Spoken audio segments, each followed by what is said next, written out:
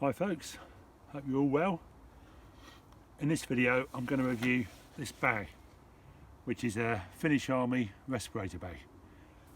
If that's something you're interested in, stay tuned.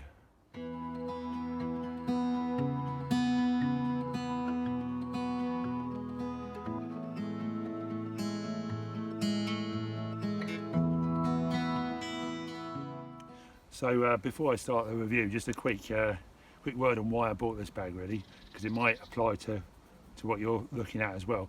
So if you've seen a lot of my walking videos where I've done day hikes, I tend to always take, there's a red pack that you've seen me with. It's a 25 litre rucksack. It's pretty good. It's good for a day hike if you're going to do quite a lot of stuff while you're out there. So for example, if I'm putting up a tarp and I'm taking food with me and all the pans and stuff to cook, and maybe a seat, you know, a lightweight fold up seat, yeah, all that kind of stuff, waterproofs and waterproof trousers, so yeah, it's perfect for that. But yeah, it's quite heavy, so that's what I was using. So on some of my shorter walks where I've just been out in the woods and just maybe had a brew or something, not done anything too extravagant, that's just too much. I mean, it's, you know, 25 litres, but it is still fairly heavy on your back, especially if it's a long walk you're doing. So I've been looking around for something a bit lighter, like a Haversack style thing. So that's basically the story behind why I bought this one. Now, I have used this a couple of times. There's a walk that I did, the last video that I did before this one actually. So if you look on my channel, you'll see it, where I was walking through the countryside in Wiltshire, and I used this bag then, and it worked very well. Okay, so without further ado, let's have a look at what we've got. So to start with, the material it's made of, it's because this is army surplus kind of stuff, it's that heavy duty canvas. So yeah, so as it always away with that stuff, I guess it's waterproof-ish. Eventually the wet water would get through, but yeah, showerproof at least, and really solid. So the straps is interesting. There's actually two straps on here, one here and one down here. So I'm going to stand up to show you how they work.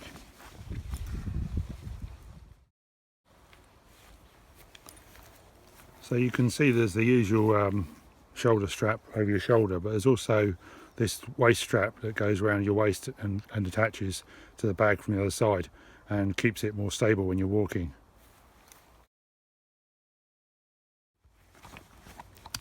So let's take a bit more of a look at the detail closer up. So in terms of the fasteners that keep it closed, basically there's just these two things here, which are just sort of pop on jobs like that. A lot of the haversacks that you get now have got all kinds of nice looking straps and leather buckles and stuff, but this is, maybe doesn't look as pretty, I don't know, but it's a lot more practical, and I mean it's really quick that you're in, so it's really quick to open and shut. So I think that's really good. So that's what you've got there. There isn't anything else that fastens it. It's just those two things. Let's have a look inside. So obviously I've got my stuff in here, but you can put whatever you want in there. So it's fairly big. I mean, as I said, this is just for, you know, just a stroll really. It's not going to have huge amounts of stuff in it. But what I've got in my one today, in here I've got some water bottle and a small pot for cooking, heating up water or whatever, or for cooking in. I've got a fold up waterproof. This is just a sit mat thing, so don't get your behind wet or uncomfortable. Because I'm a YouTuber, I've got a thing with a battery charger in it, because you don't want to run out of batteries. This is a fold up twig stove, which I also use to house my Trangia, and then in here I've got a Trangia pot which is already charged up, ready to go. So I mean, there is room. You could carry extra fuel, alcohol fuel in here if you wanted to. You know, you can choose whatever you want to put in there, obviously. What else have I got? And I've got my, this is my fire starting kit, which I always take with me, which is probably overkill for lighting an alcohol stove. So in terms of what's inside, basically you've got those of pockets. I have no idea what they're really supposed to be used for, but you can put all sorts of things in there. Oh, something, I can't get it out, but in here there's a lovely little pocket which is ideal for putting a something like a cigarette lighter, or in this case I've got a penknife in there. So lots of different size pockets. There's a kind of elastic thing there which you could maybe secure a water bottle or something. It does have press studs here, so this goes on here. I've no idea why they're supposed to be there, but obviously that's just something else that you could do to you know, secure stuff in there, I suppose. I don't know, who knows. But yeah, so it's got a nice lot of space in there, quite deep, quite wide, and lots of good pockets.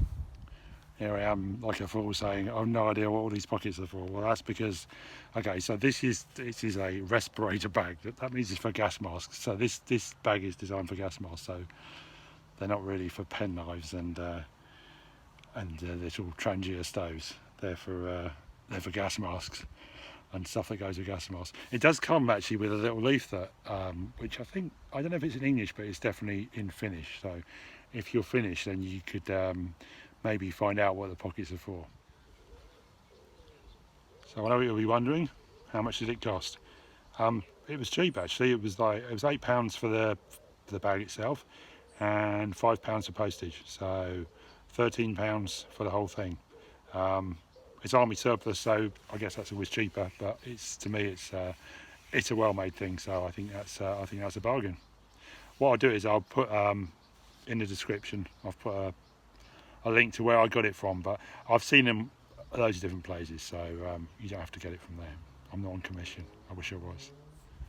Right, well, my final thoughts then, I guess. I think for the price, I think it's very good. I think it's a decent size. I mean, I think, you know, it would be nice if it was slightly bigger.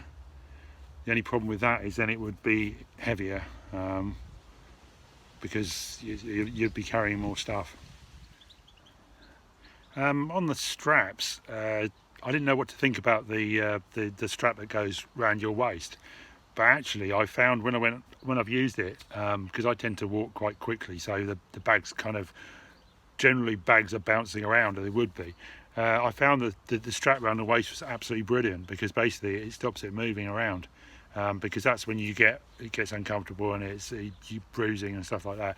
So I found this strap around the waist to be really, really useful. I know I've seen other people review it, say they didn't like the strap around the waist and they've taken it off. You can take it off, but you'd have to cut it off because it is sewn in one end. The only thing that was slightly awkward for me, which is I can't really complain about it, but because I think it's probably because I'm left-handed, I wear the pack on my right side, and the clip that holds it on is at the back. It's obviously meant for people who are right-handed, I think. But that's not a big deal, it really is, because once it's strapped on, it's fine. The other thing about the strap, shoulder strap across here, there's no padding. It is just literally a strap. So I think, again, I didn't find that uncomfortable, but I could have had more heavy stuff in there. I didn't have really heavy stuff in there. If you had a heavier load in there, that might start to niggle a bit, but you could always retrofit some sort of padding there to make it wider, so it spread the weight across your shoulders. So I don't think that would be a problem. Okay folks, so if you've enjoyed this video and it's been useful, then please give me a thumbs up so I know. If you're not a subscriber, then consider hitting the little bell and subscribing to my channel. Obviously there's a few other videos on there that might be useful. In the meantime, I shall say thanks for watching, take care of yourselves, and I'll see you on the next one.